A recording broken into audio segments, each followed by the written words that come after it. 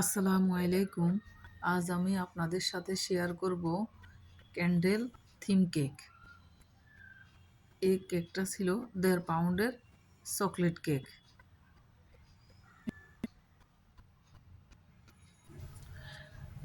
এখানে আমি 1/2 পাউন্ড দুটো মোল্ডের মধ্যে কেকগুলো বেক করেছি।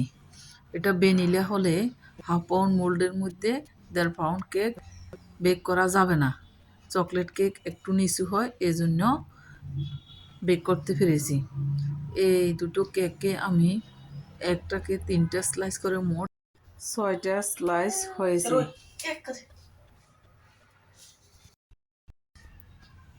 স্লাইস করার পর বোর্ডের মধ্যে কিছুটা ক্রিম দিয়ে এরপর দিয়ে দেব একটা কেকের লেয়ারটা ভালো করে বসিয়ে এরপর দিয়ে দিব উপরে সুগার সিরাপ দেওয়ার পর এরপর কেকের লেয়ারের উপরে দিয়ে দেব ক্রিম।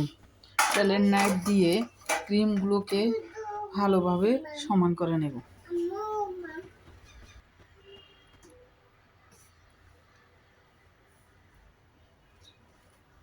প্যালেট নাইফ দিয়ে ভালোভাবে সমান করে এরপরে দিয়ে দিব চকলেট গানাশ দেওয়ার পর এর উপরে দিয়ে দিলাম আরেকটা লেয়ার, এরপর দিয়ে দিলাম সুগার সিরাপ। এইভাবে প্রতিটা লেয়ার ভালোভাবে সেট করে নেব।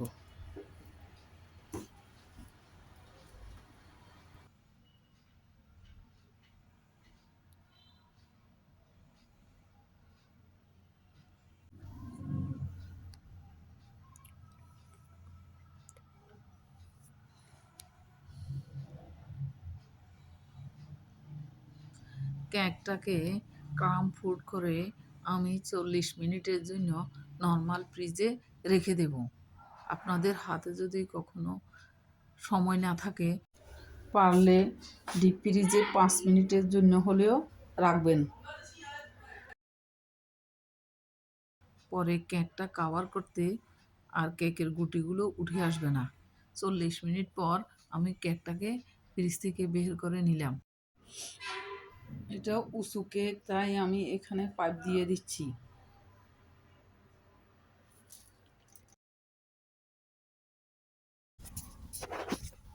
উঁচু কেকগুলোতে এভাবে পাইপ দিয়ে অথবা স্টিক দিয়ে সেট করে নিতে হয়। ডেলিভারি দেওয়ার সময় আর কোনো রিস্ক থাকে না।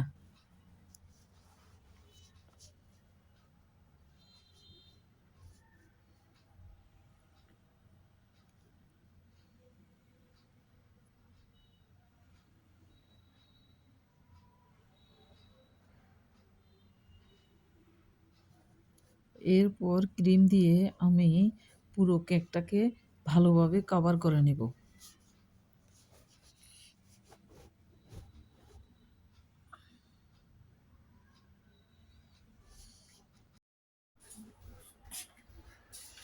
কেকটা কভার করার জন্য যখন টার্ন টেবিল ঘুরাচ্ছি, তখন কেকের বোর্ডটা টার্ন টেবিল থেকে সরে যাচ্ছে।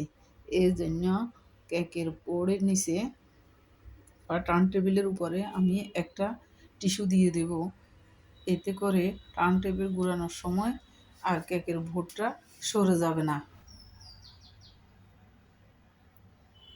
যেখানে যেখানে ক্রিমের প্রয়োজন সেখানে আমি আবার ক্রিম দিয়ে দিলাম।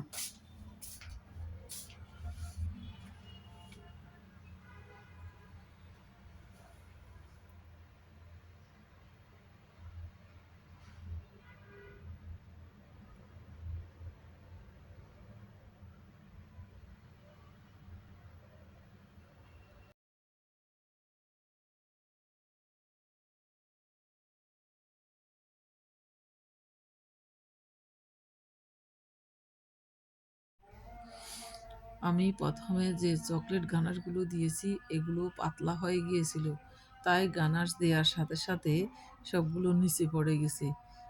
এরপর আমি আরও একটু চকলেট দিয়ে গানাশগুলো তৈরি করে নিলাম। এবার চকলেট গানাশগুলো ভালোভাবে কেকের চারপাশে দিয়ে দেব এবং উপরেও দিয়ে দেব। এরপর দেখুন কেকটা কেমন হয়েছে। এটা এক ভাবি তার হাজবেন্ডের জন্মদিনের জন্য অর্ডার করেছিল।